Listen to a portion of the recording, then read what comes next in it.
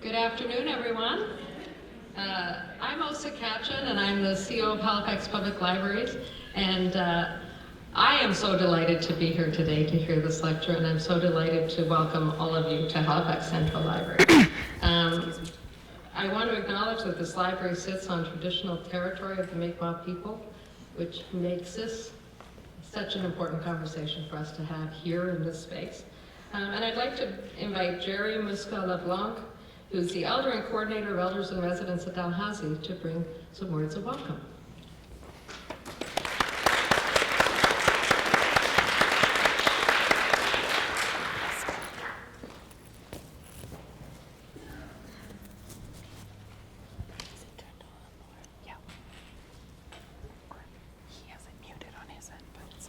Hawa, Ani, Tanze, Gwe, Chalasi.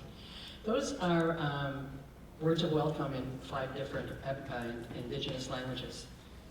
First, I'd like to welcome you to Mi'kma'ki, territory that I've called home since 1995.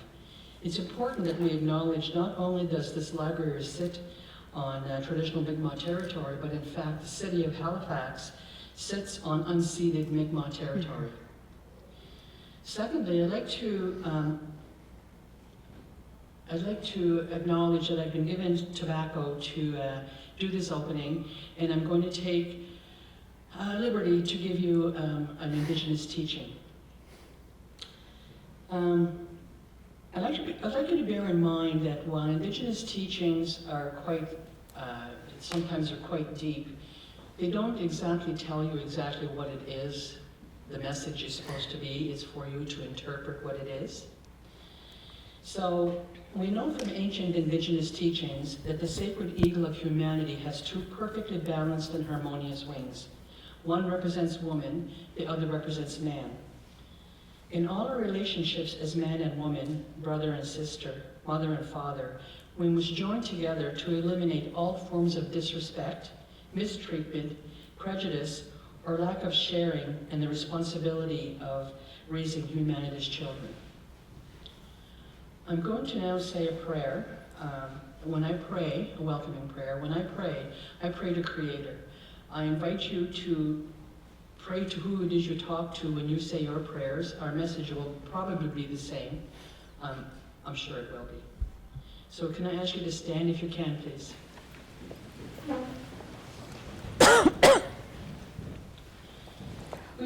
Good Spirit and good Creator of all things, we honor you with this prayer. We are the descendants of the many people you so long ago chose to live in harmony on Turtle Island. We give thanks for allowing us to gather here today. Good Creator, more than ever, we need your strength, guidance, and truth. Give us the ability to recognize and use the gifts and teachings you have provided. Help us pass the virtues of respect and sharing to others. We direct our attention to the life forces of Mother Earth. She has given birth to all that nourishes us. For this we give thanks. We pray for our Mother Earth so that she may recover from the many sores we have inflicted upon her. We ask that those who are experiencing difficulty and conflict in their lives find peace and comfort. Creator, we ask that your Spirit would dwell in this room to give wisdom and guidance to those who so humbly work for the good of the people, that you would bring a unity that surpasses our own understanding. We pray for the good of our nations, our communities, our families, our leaders, our elders, and our medicine people. Great Spirit and good Creator, we ask these things so that we may see the healing of our people in this land. All my relations. Thank you.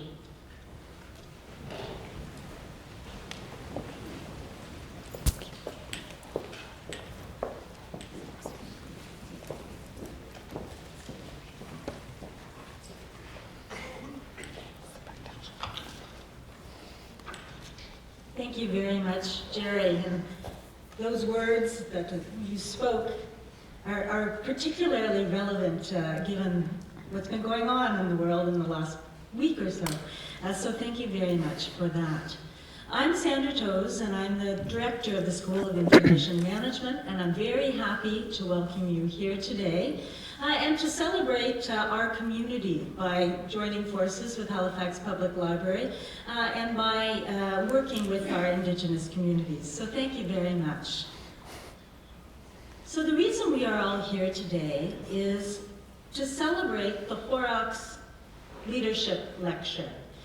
For those of you who did not have the wonderful opportunity to meet and know Norman Horrocks, he was a member of the SIM community and the profession for many years and had a tremendous impact.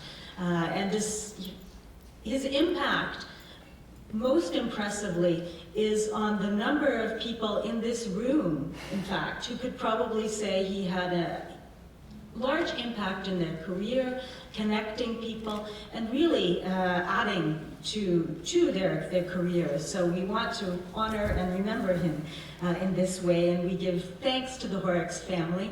And I would like to recognize Annie Bert, Norman's daughter, who is here with us today.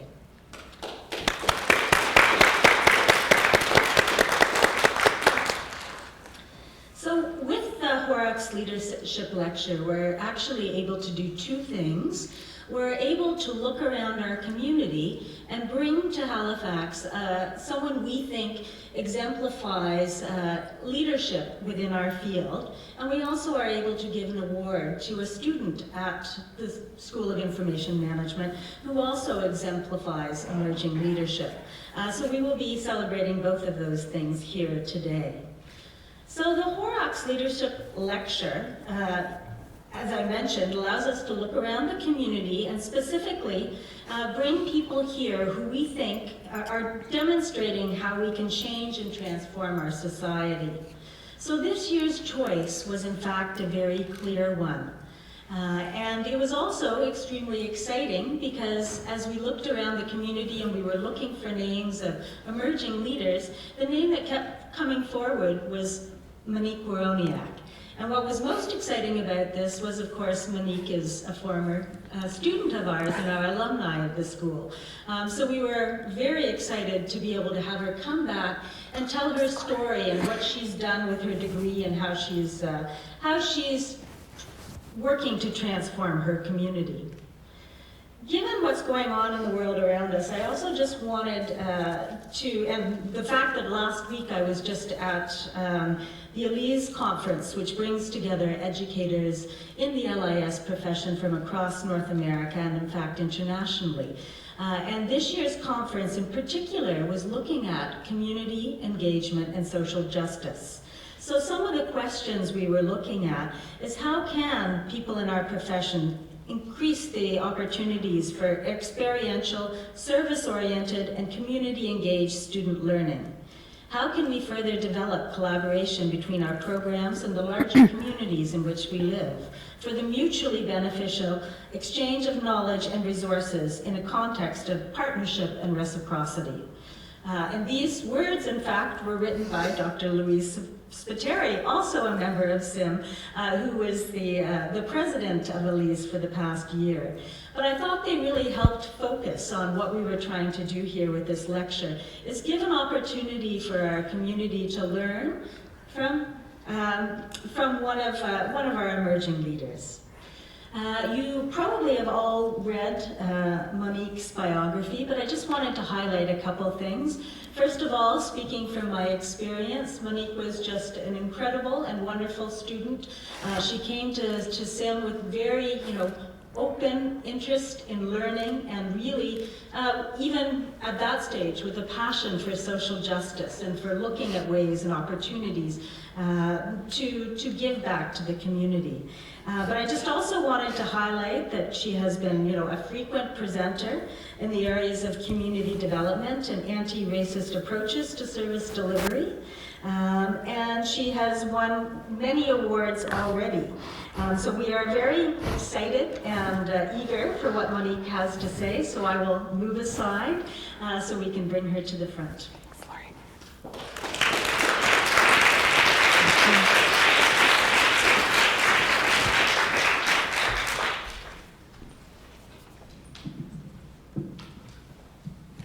I'm going to make sure first that everyone can hear me, and I don't see any no's, so I'll get going. Good afternoon, everyone. Thank you so much for being here, all of you. Such a wonderful full room.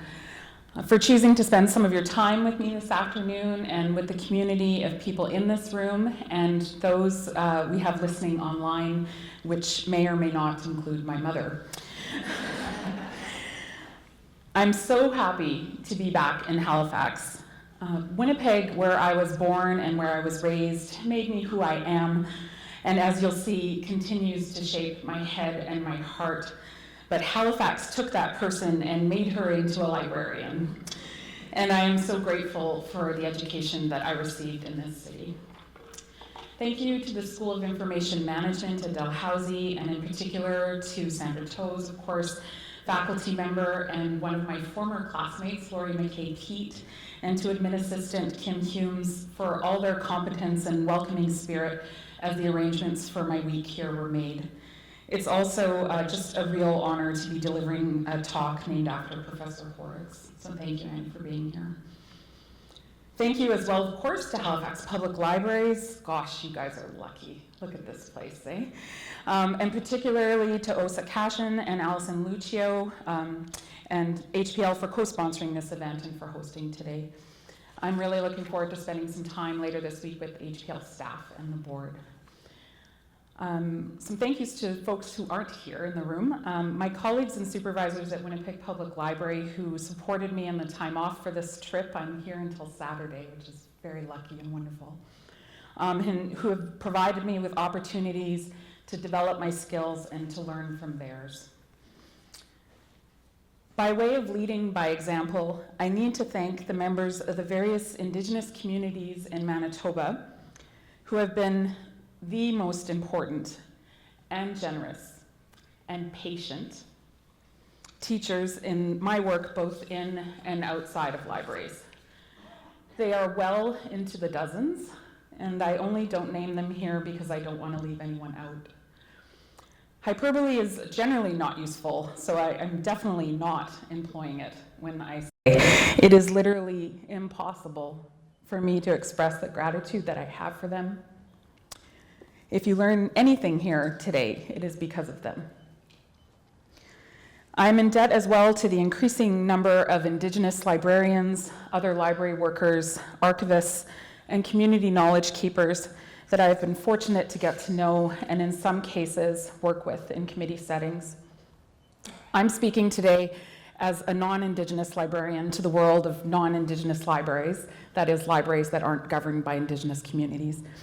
But there are Indigenous peoples working in some of these organizations, and there are certainly individuals doing extraordinary work in their home communities. Part of our own path needs to include not only honoring that work, but finding ways to support it on their terms. Finally, and because, as you'll see, the work that I'm about to talk about is undertaken equally by the head and the heart, and I've already cried here once today. You'll see it again before we're done, I'm sure. I need to thank my family for supporting their daughter and sister and aunt who never stops talking about libraries, or the latest community gathering she was at. My partner, who has made a path full of ups and downs that much smoother, and my late father, Robert Woroniak, a librarian, my first librarian. I want to begin today by honoring the Mi'kmaq territory on which we are gathered. I was born in Treaty 1 territory. The land I was born into was and is a place where Anishinaabe, Ojibwe, Innu, Cree, Dakota, Lakota, Dene, Ojibwe, and Red River Métis peoples place their feet and still walk. When I walk around the city at home, I do so among people who are part of unbroken lines that go back to time immemorial. The same is true of the Mi'kmaq people here. As settlers, we need to always remember this and act in ways that demonstrate not only profound respect, but a commitment to undertake the work of repairing and resetting our relationships. In that spirit, I want to extend a very heartfelt thank you to Elder Musqua LeBlanc for giving of herself today. Thank you, Jerry. Thanks. When talking about a topic such as today's, it's important to identify oneself and in particular to acknowledge where one is situated in the structures and webs of relationships and forces that made up our past and that make up our present. I am the descendant of French and Ukrainian settlers, Monique Woroniak, it's pretty literal, who arrived to farm on Indigenous lands, which by that time were designated as part of the Canadian state. My socially constructed race is white, and I don't experience any oppression in relation to that particular piece of my identity. I grew up in South Winnipeg, in what at that time was a brand new development, swallowing up another patch of prairie land. My knowledge of Indigenous peoples, whether historical or current, was minimal, and my relationships with Indigenous peoples were non-existent. To my knowledge, there was one Indigenous family whose children attended school in my neighborhood, and with the exception of one of the sons, who was in my same year, I didn't knowingly have a conversation with an Indigenous person until I was in the second year of my undergraduate degree, so 20 years old. And this was in Winnipeg, in a city that has reported pretty much consistently the largest urban Indigenous population in the country. I grew up first thinking all Indigenous peoples were long gone, and then a little later seeing that they were still here, but believing that they near universally occupied the streets and sidewalks of Winnipeg's North Main Strip. I've been presented, gifted really, I consider it gifting, with a lot more information and knowledge since then, and worked to grow relationships where I had none. But I still exist cloaked in privilege related to my settler status, the color of my skin, and how that is coded, and advantages related to my particular strata of the working class. A good education, opportunities for leisure, no hunger, the enjoyment of home ownership, trips to Halifax. The home I live in is right near, or because borders like these often shifted, just within a former Métis settlement, colloquially referred to as Rooster Town. Some of this will sound familiar to many here because of the history of Africville. The families of Rooster Town occupied space along railway lines on what was then one of the outer edges of the city. They lived there, where I do now, together as a community, until they were displaced to make way for the development that came post-World War II. A shopping mall, high-rise apartments, a swimming pool for the Pan American Games, a high school. $75 offered to each family to move on. The bulldozers arrived whether or not they took the money. My niece and nephew learned to swim in that pool. I buy my groceries right next door. In Winnipeg, as elsewhere in the country, the past is present. More specifically, the colonial past is present. And it's in this colonial present, with its displacement of Indigenous communities and bodies from their lands, with its racism of all forms, with its unequal distributions of wealth and access to the opportunities that enable a happy, secure, and self-determined life. It is in all of these realities that libraries operate.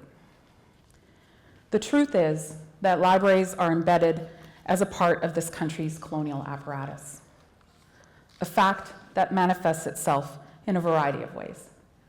These are just a few examples. Our collections.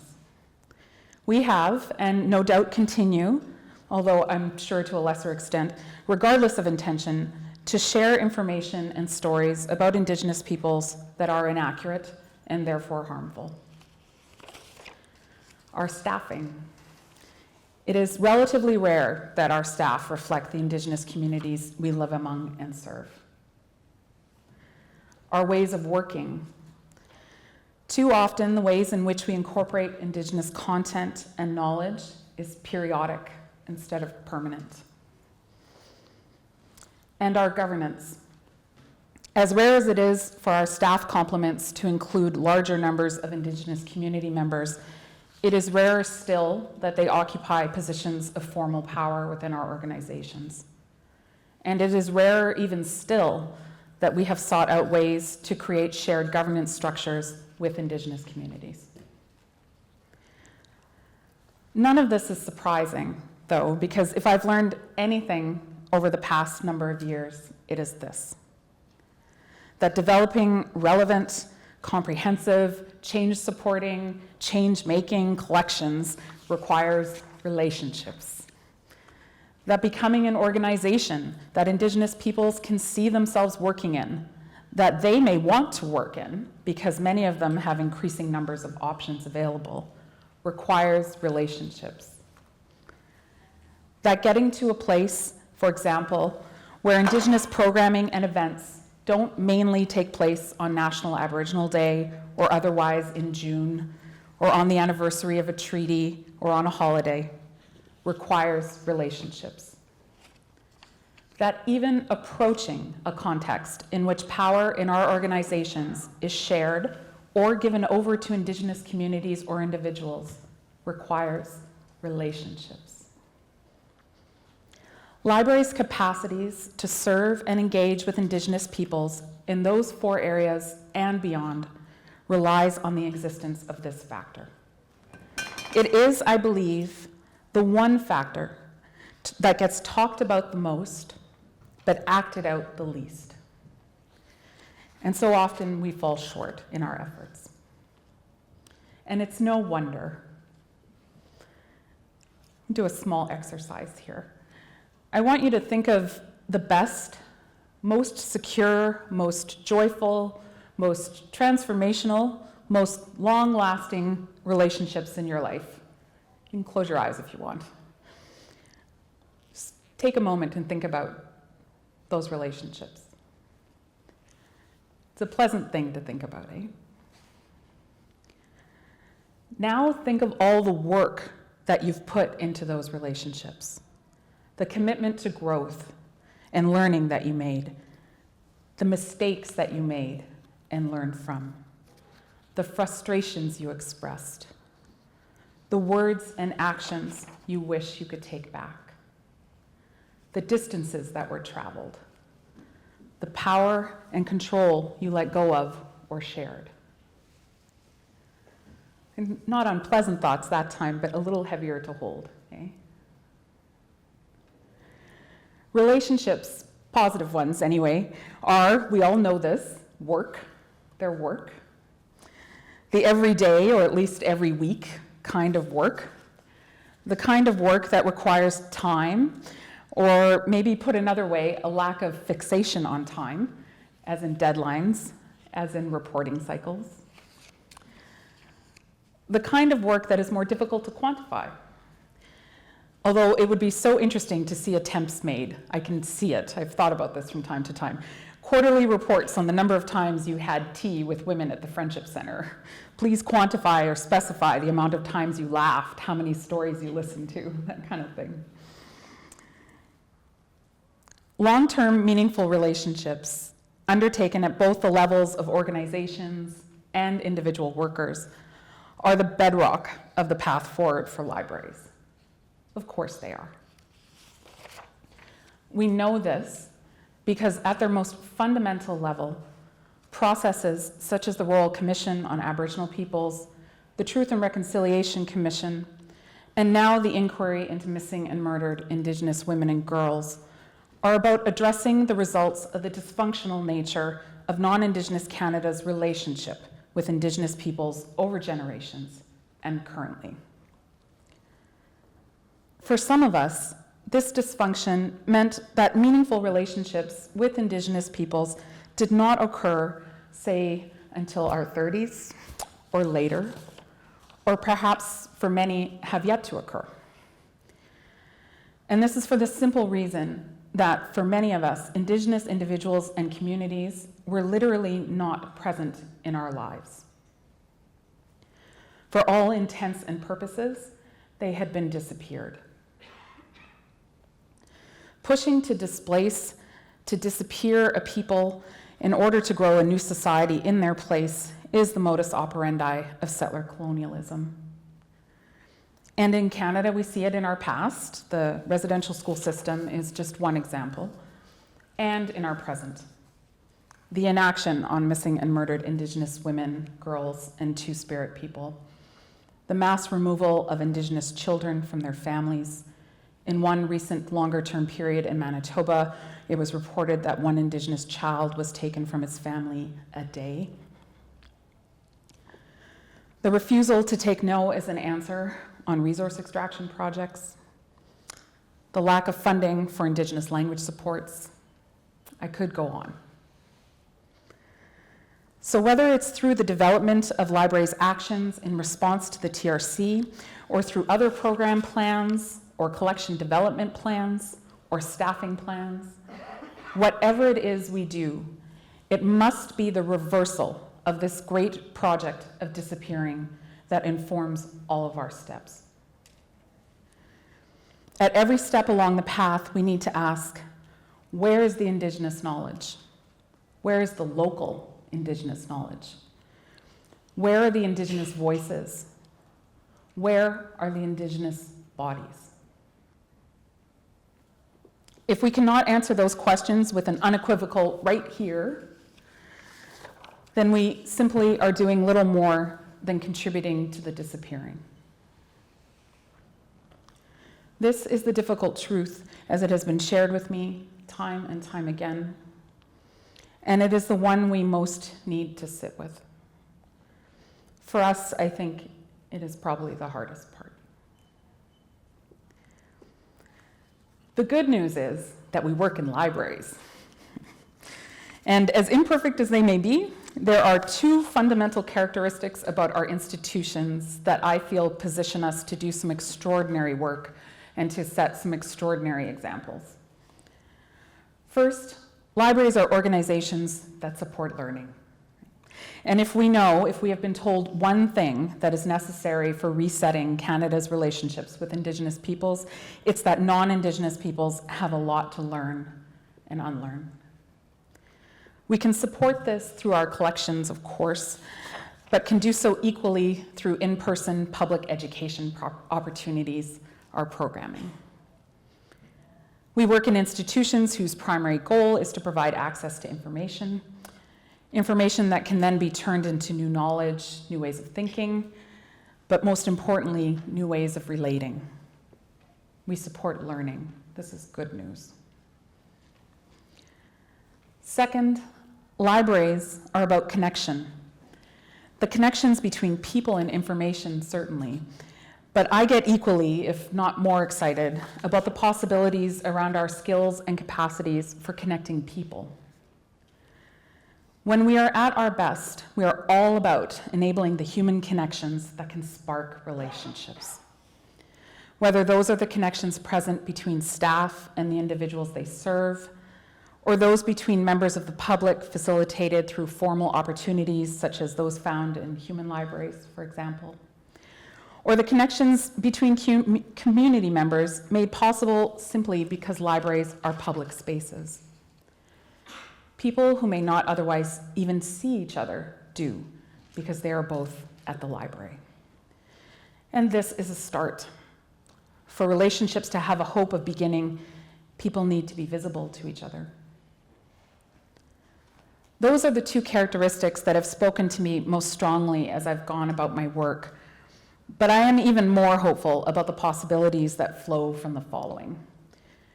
And that is, if libraries truly commit themselves to resetting their relationships with Indigenous peoples, then they will develop another collection of information to share.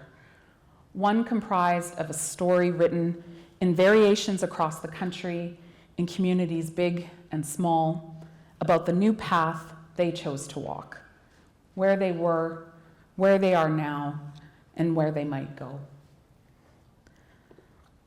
Walking that path, learning along it, making mistakes along it, learning from those mistakes, is the commitment I've made to myself and to those I live among, both as a community member and as a librarian. It is a commitment to consistently have my eyes and ears, head and heart on the lookout for truth, to have my actions informed by those truths, to evolve with each piece of new information, to never stop. Indigenous peoples' experiences, both before they encountered us and after, their languages, their traditional knowledge, their inherent rights to self-determination, to good lives, their beliefs about what makes such lives possible, these make up the truths that we need to listen for and learn. They are the constants along the path we should walk, the inevitable in many ways. And they will continue to present themselves, whether we choose to hold them back or work to get ourselves out of the way. I'm convinced that if we commit ourselves to this, we will create the widespread examples non-Indigenous peoples and governments in this country need. It is in allowing ourselves to be led that we will lead. I'd like to finish with a short piece of mine that was published not long ago that speaks to this path. So when I was 12, or nearly 12, the particular body of ideas in which I was traveling was redirected. His name was Elijah, the first live Indian I remembered seeing. He stood up with his feather and his truth and roiled my sense of my place in the small piece of the world I occupied. He looked like the Indians I had learned about in school, but he was wearing a suit jacket, which made no sense to me. Very confused at 12. Indians, I thought, look like I had when I dressed up as one for Halloween. And never mind that, he was alive. In my corner of South Winnipeg, I was sure all Indians were dead. I would remember Elijah in grade 10 when we read In Search of April Raintree, and again in university where I decided I would try to uncover and unlearn a river of lies and omissions. The truths I learned and am still learning are horrifying, but also bottomless in their examples of strength, courage, and more resilience than should be necessary. I've heard these truths sung on street corners, published as poetry, broadcast on legislature steps. I am certain the generosity I have witnessed and experienced is unparalleled. One example. I was standing in a crowd of demonstrators near Portage in Maine on a day when the prairie sun bounced blindingly between skyscraper windows, when the raw human truth of what it might feel like for nations to lose hundreds upon hundreds of their women and girls finally hit me. In that moment, I felt arms go around me and was offered a shoulder to sob into, all from a person who belonged to a people I was taught were no longer with us. Truth, like water, seeks out the deepest, oldest points. It washes away old lies and deposits itself. If we let it, it travels freely and carves out new paths. Thank you very much.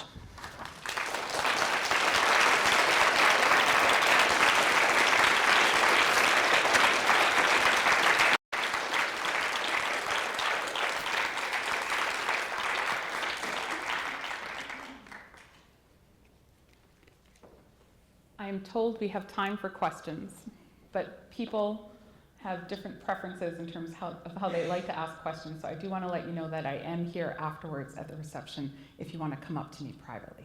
But you're more than welcome to ask a question now.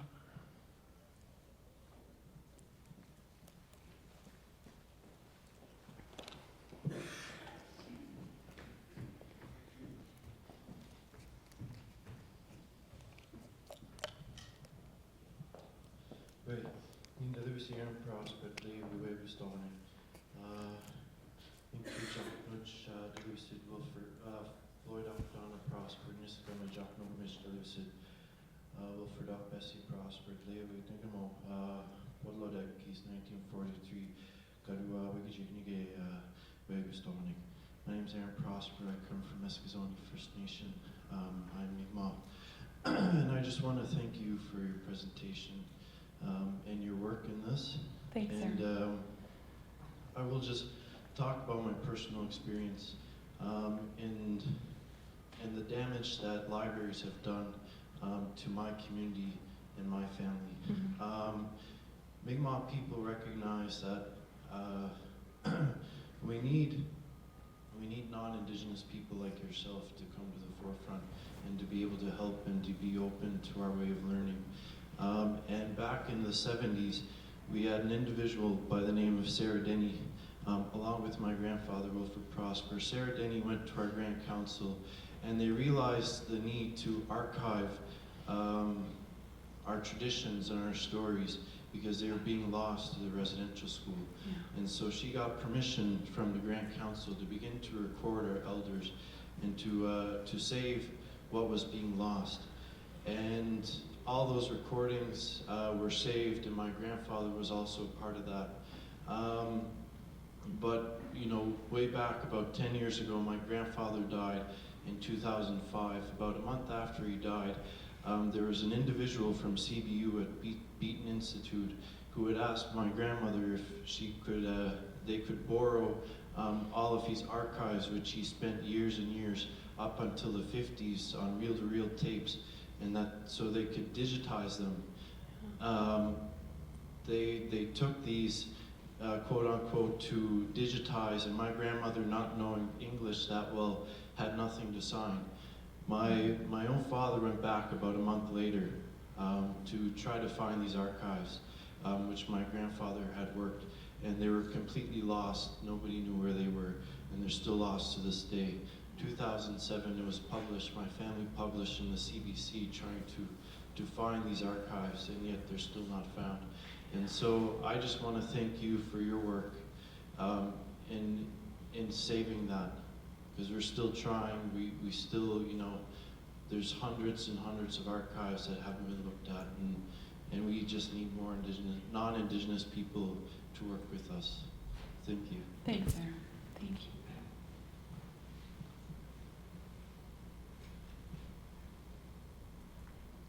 I think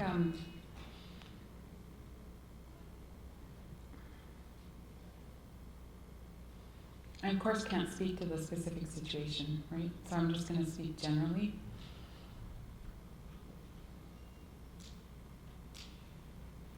And this is very generally, because not everyone across the country has done the same thing or has operated in the same way.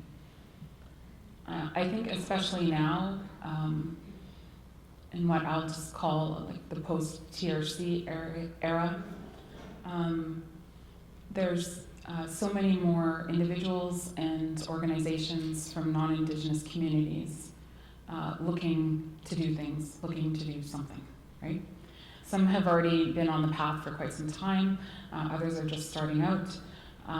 Probably most fall somewhere in between.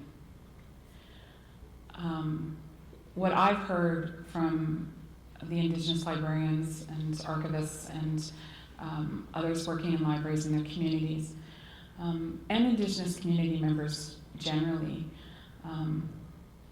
is that while the interest is an incredible thing to have happen, that no one should be in a rush. Because when we're in a rush, we don't take time to build relationships, actual personal relationships. And it causes certain things to be overlooked, whether large or small. And obviously, sometimes there's external pressures on organizations to do things. Often as libraries, we're an organization within an organization. But I think we need to go back to listening to those community voices and keep taking direction and keep taking direction. And when you think you've taken enough direction, go back and take some more, right? And eventually you'll know that you're walking in the right direction. The feeling does come eventually.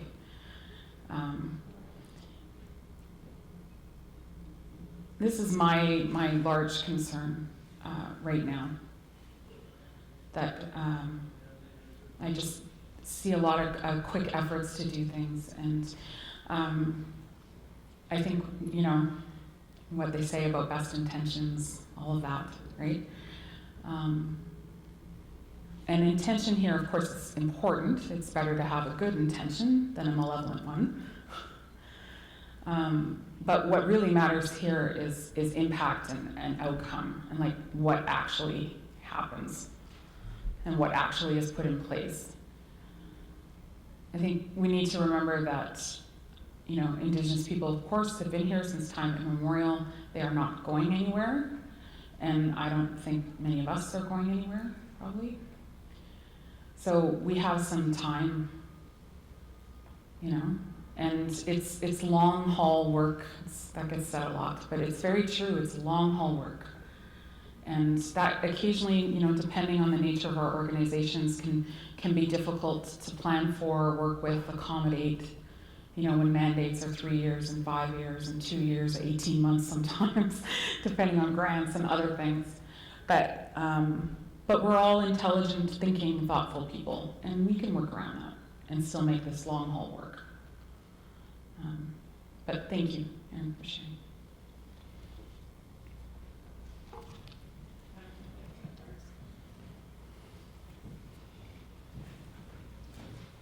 Hi, I'm Phyllis Ross. I'm a retired librarian from Dow. Hello. And I'm interested in what you do in your job to further this end, or the ends that you've enunciated today. Sure. What your day looks like. Well, I recently, well, I guess maybe not so recently, it's been 2 years as of a couple of weeks ago, switched positions, and I now work as a plain old, it's not plain, a plain old reference librarian in our central library, up with our nonfiction collection, our local history collections. Previously to that, I was in our outreach services department. So January 2 years ago was actually my very first time ever working at a reference desk, because I didn't have those kinds of internships. Those weren't my particular library internships when I was a student. All my reference work was done out in the community, on couches, and with like babies in my arms and an iPhone in here, and answering questions that way.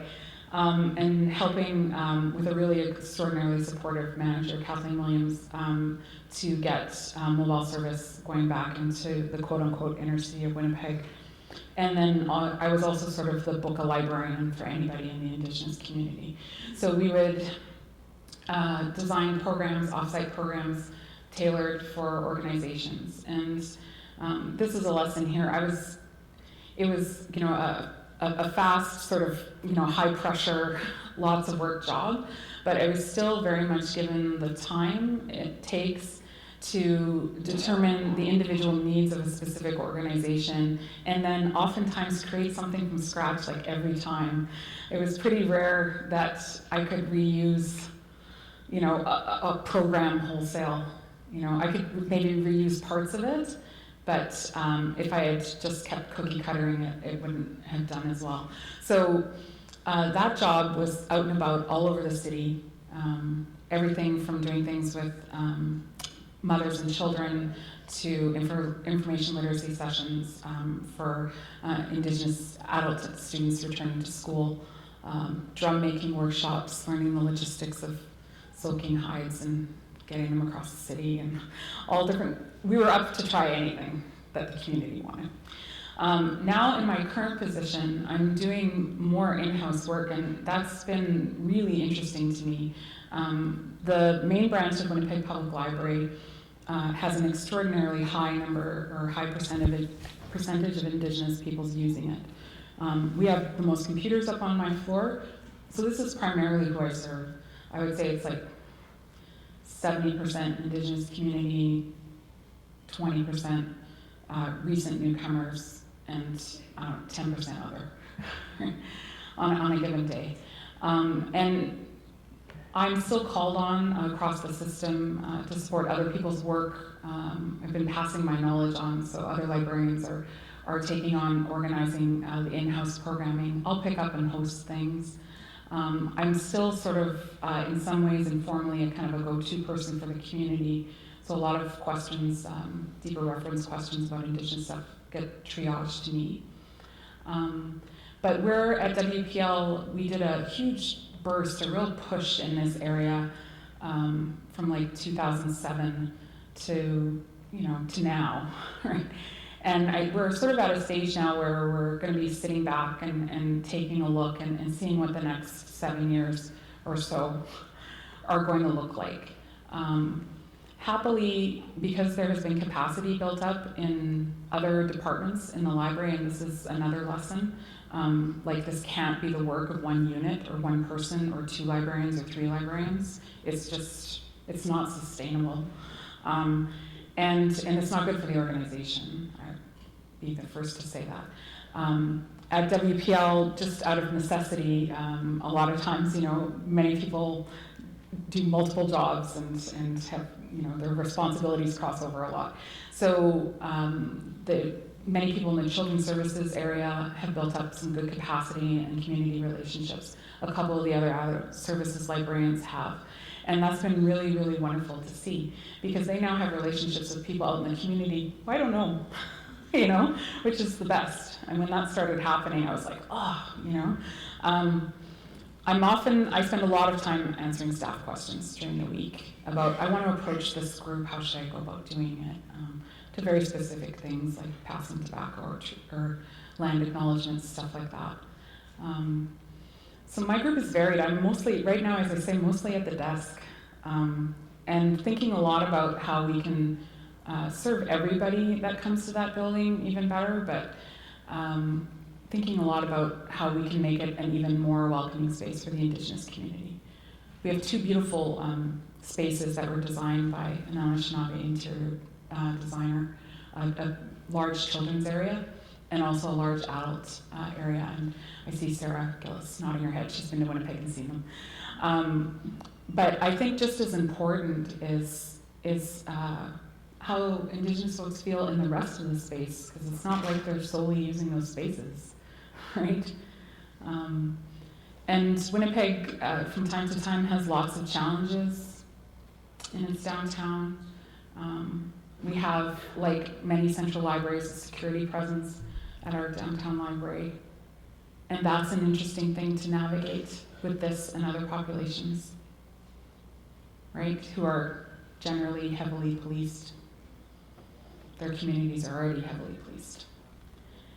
And then the largest percentage of Indigenous folks come into a central library that has a not insignificant security presence, right? So it's interesting to navigate all these things. Sorry, that was a very long-winded answer about what I do every day.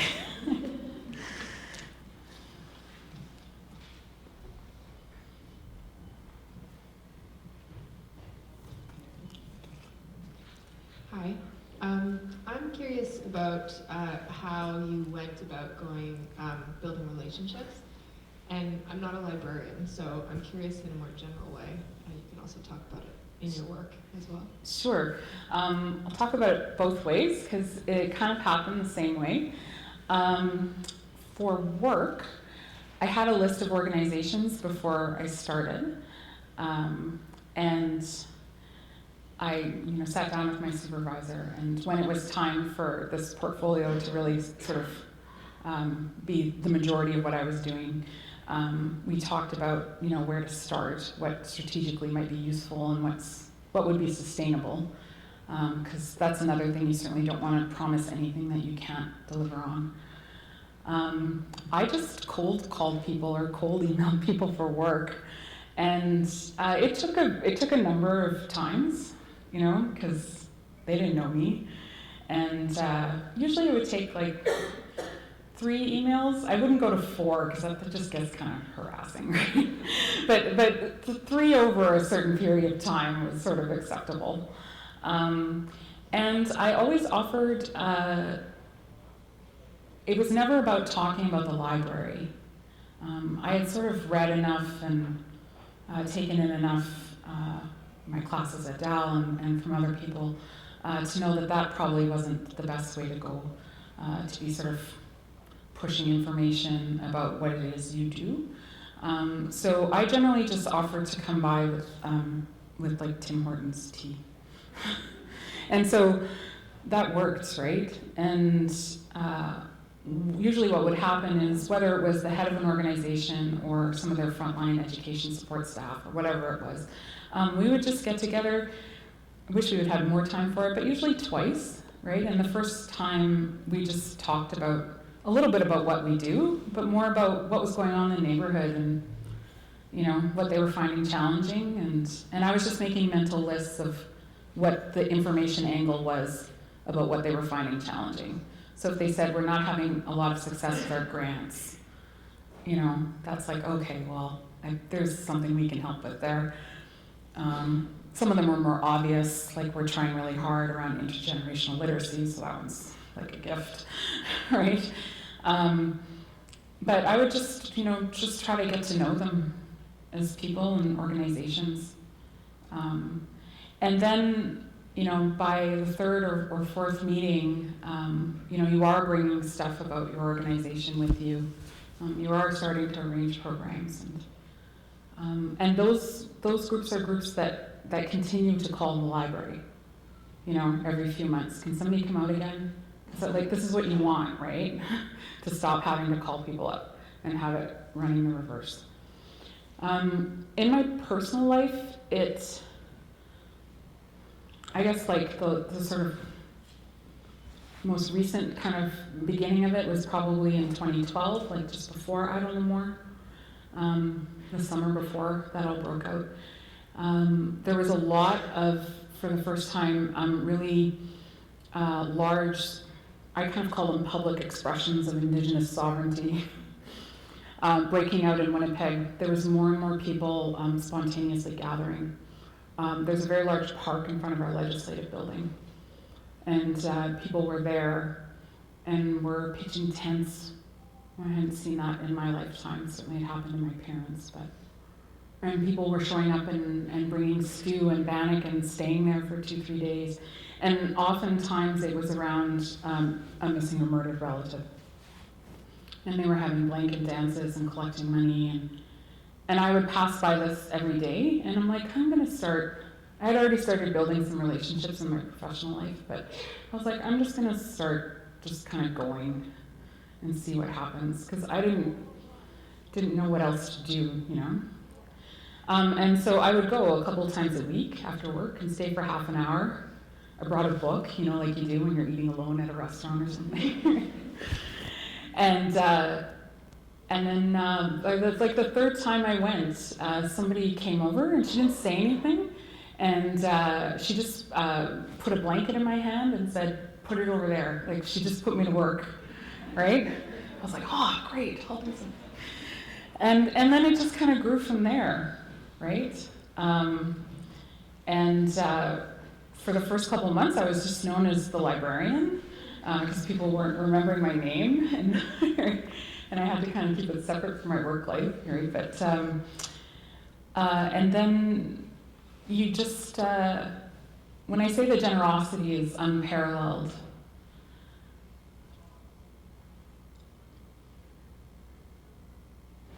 every time. You know, if you do it quietly and you try to listen more than you talk, and I know the irony is that I'm talking here for an hour, and you go with your most humble instincts, those really good ones, all of a sudden, you know, it's happened to every community that I've worked with. People will just come up and say, hey, you should come next Saturday, it's at 10. Like something that isn't posted anywhere, that you would never know about otherwise, that, you know. And so you get to see and participate in things, and then soon you're no longer just observing it. But you're taking direction and you become part of it. So everyone has to go about doing this in their own way, and that fits with their personality, and that feels good to them. And that makes sense for the city they're in, you know? But I think the general principles there are the same and hold people in good stead.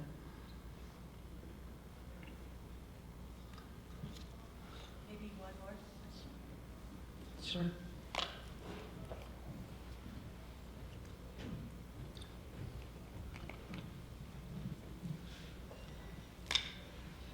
I grew up in a much smaller community than this. Honestly, I've had entire libraries be the size of this room, if not a lot smaller. So Halifax is the big city for me, actually, as weird as that may sound.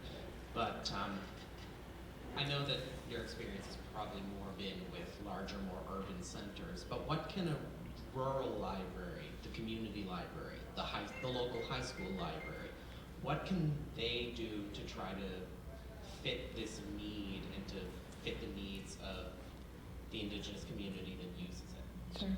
It's a great question, and I'm going to be speaking to the rural libraries in Alberta in March. So we'll be spending lots of time.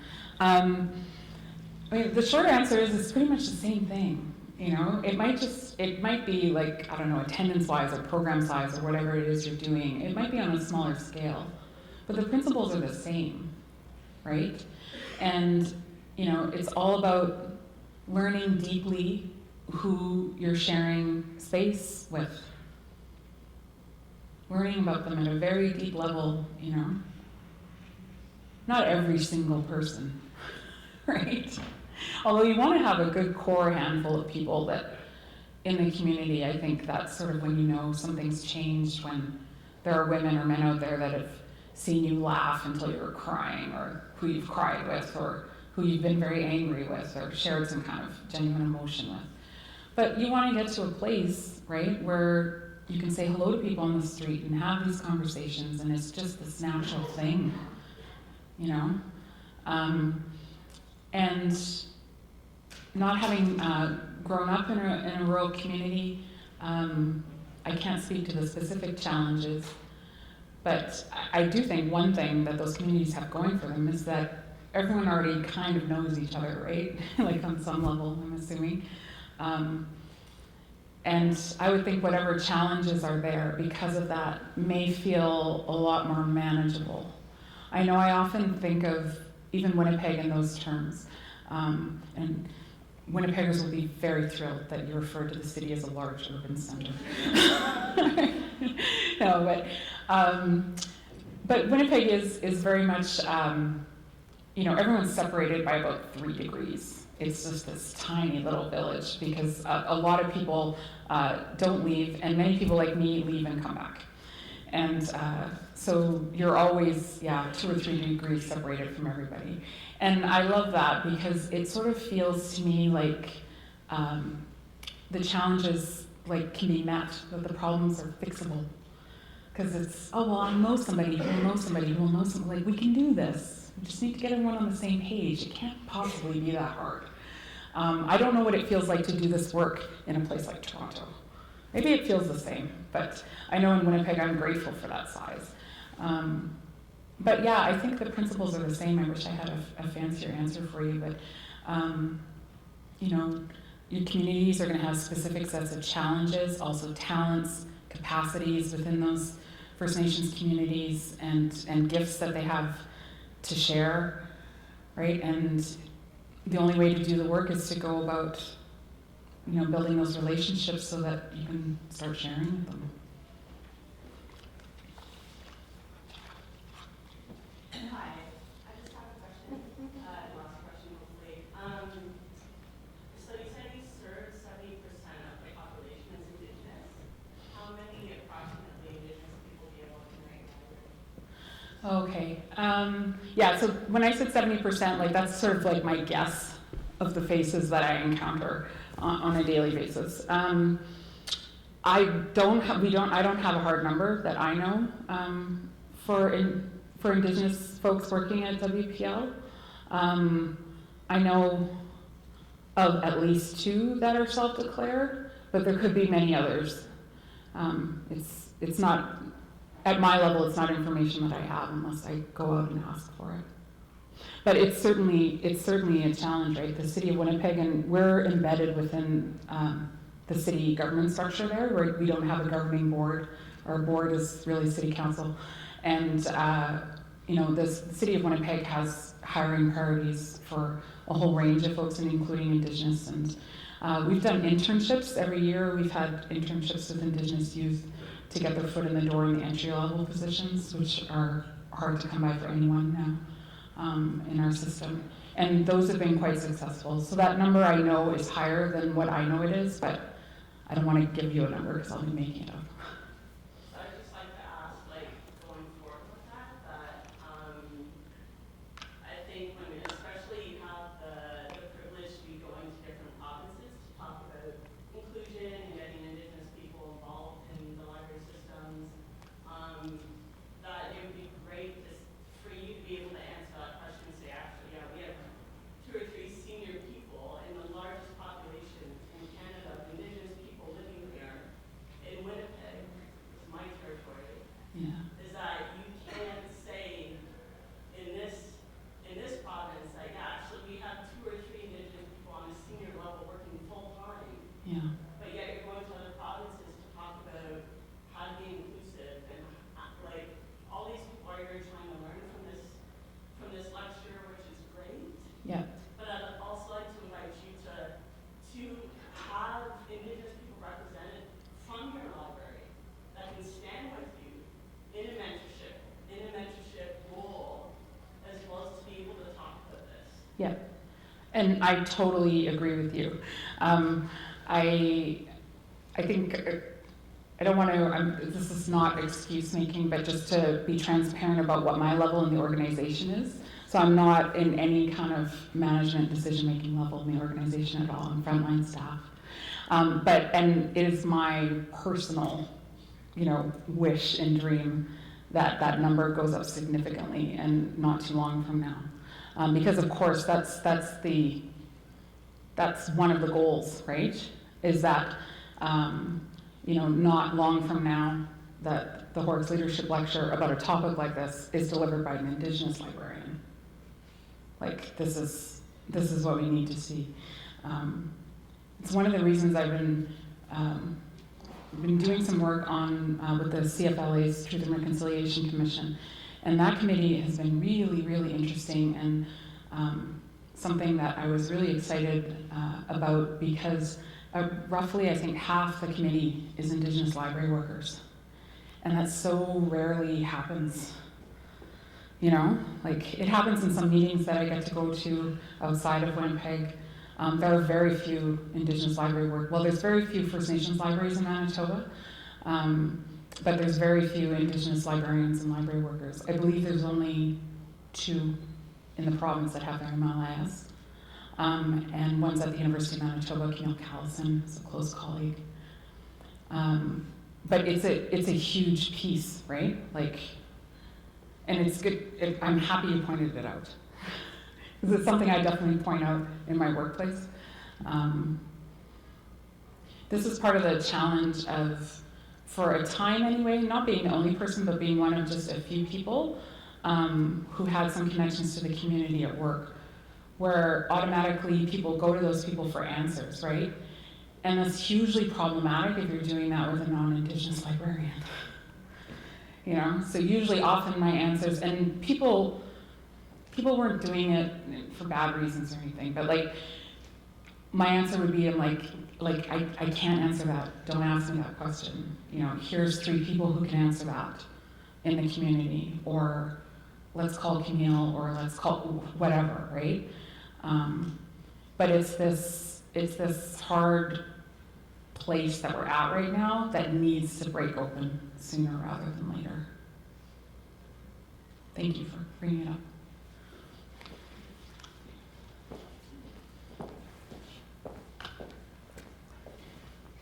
Thank you very much to Monique, of course, and to the audience. And I don't mean to cut this conversation short, but one of the things we wanted to achieve here today is to have the lecture, but also to give you time to have discussions in smaller groups.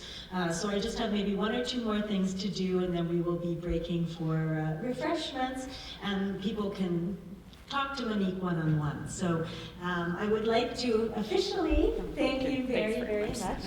Thank you. For having